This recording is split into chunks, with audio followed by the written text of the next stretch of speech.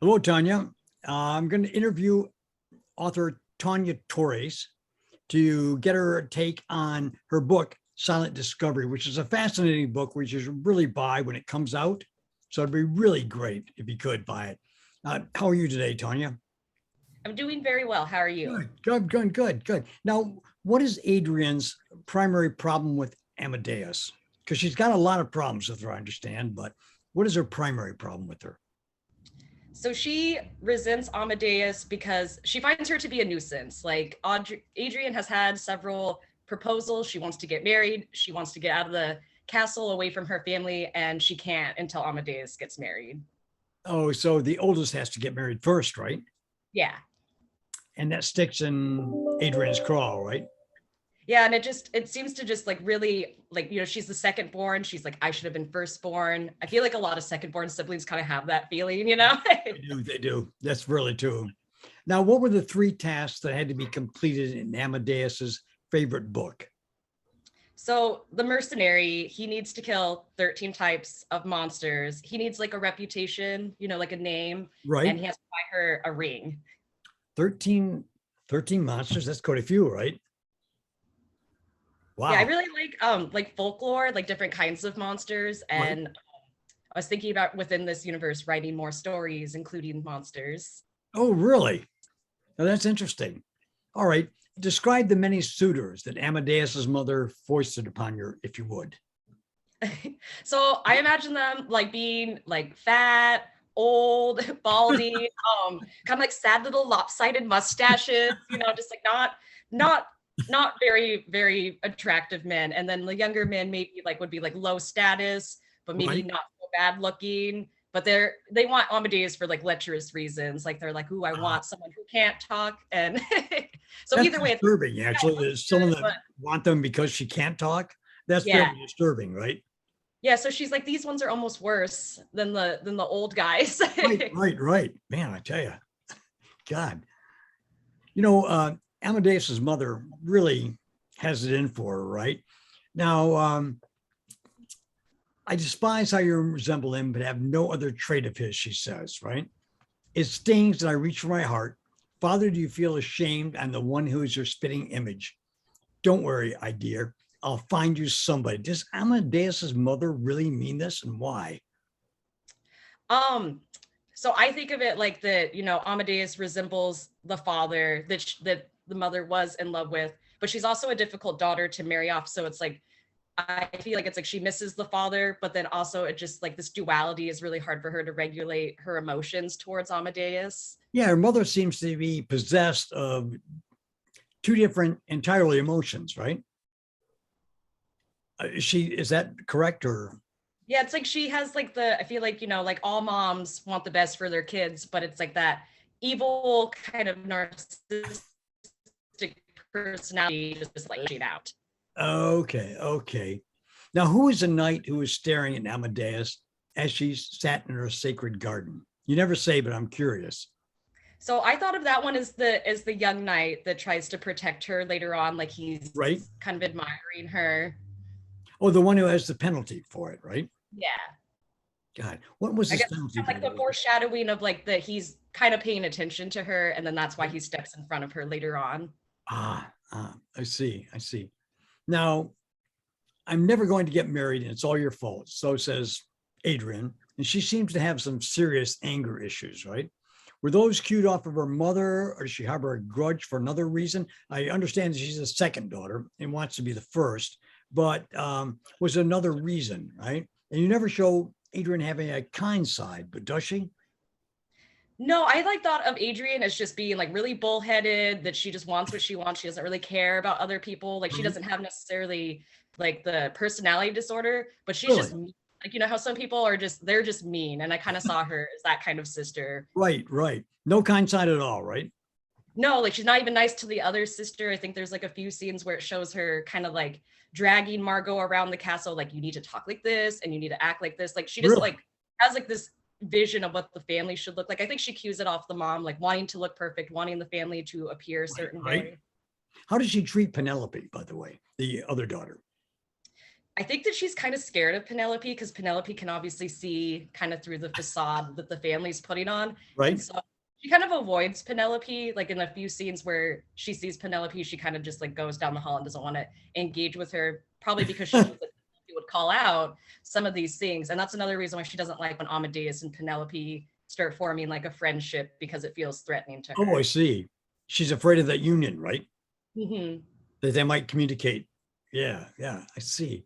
Now you bring up a very telling point with these lines, which is something I found very fascinating, right?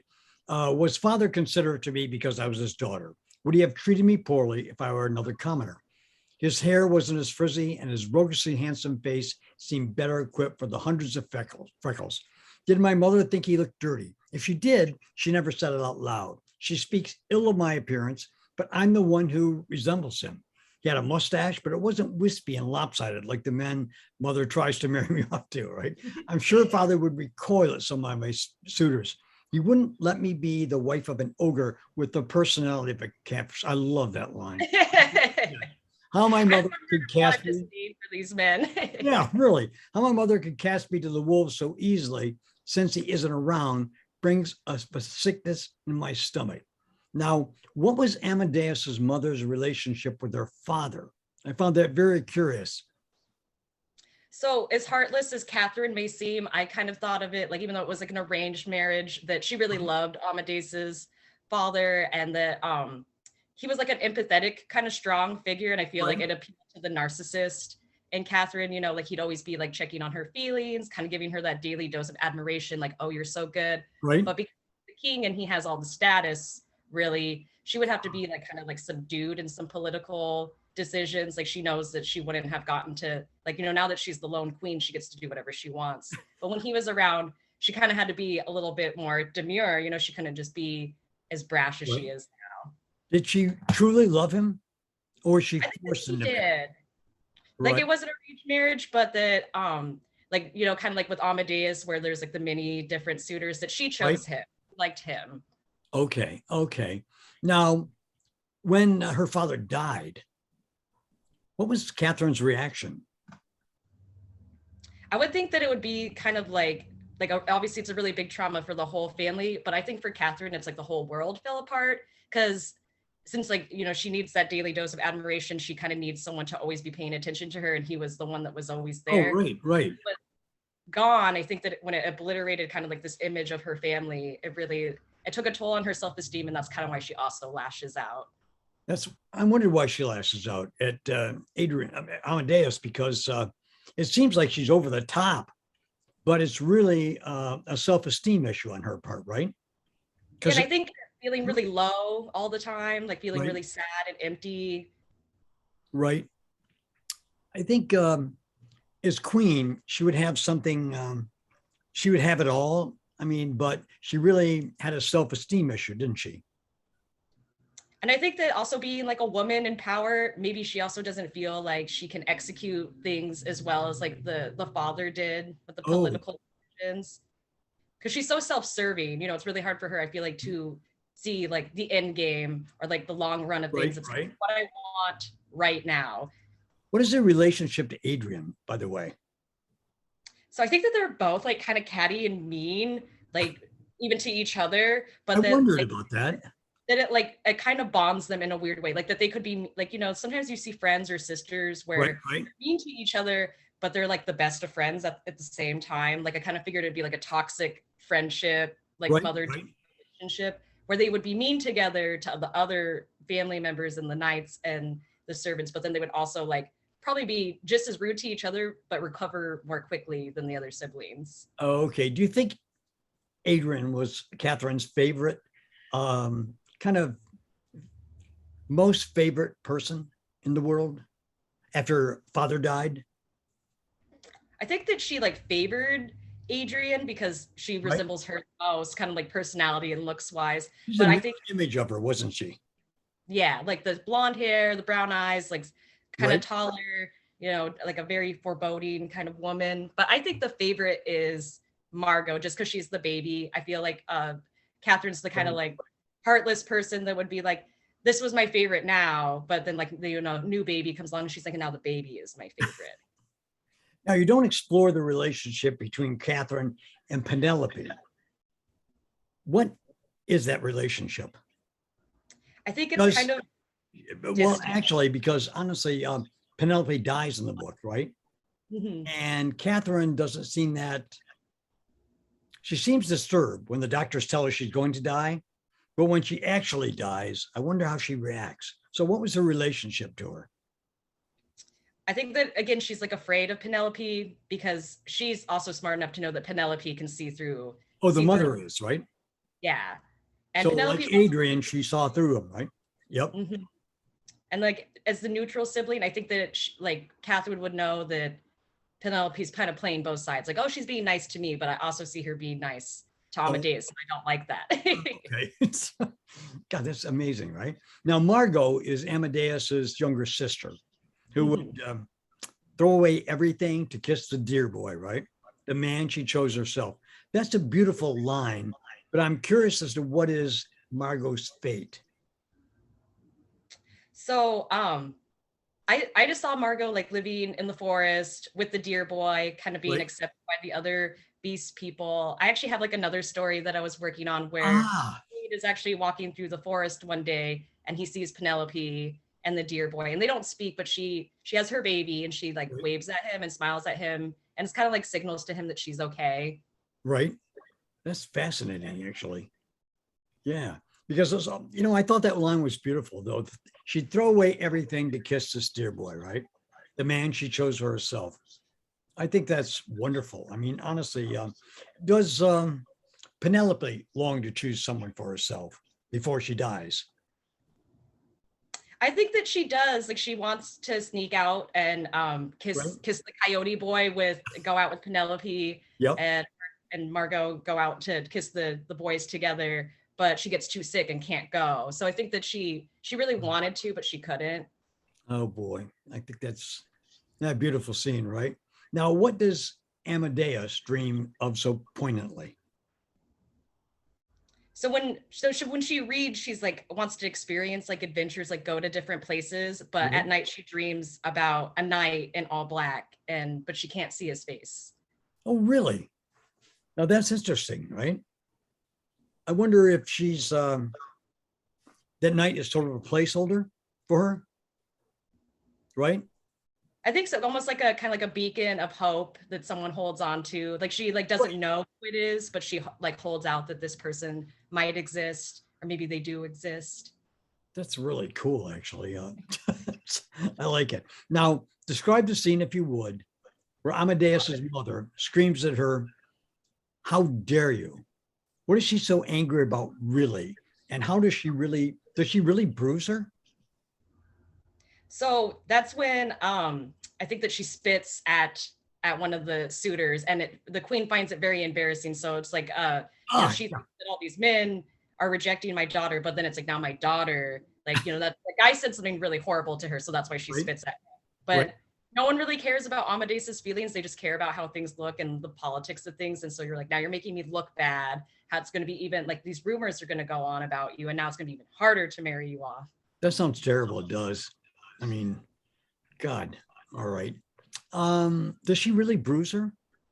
So I made it that Catherine is not only manipulative and mean and like she is physically abusive, which I don't really see a lot in like media or even in literature. But I wanted Catherine to be scary in the sense of like she's not afraid to stray or like go stray Right, away from the right. path and like go into these grittier character traits. You know, I was interviewing another author last night, A. Karina Spears.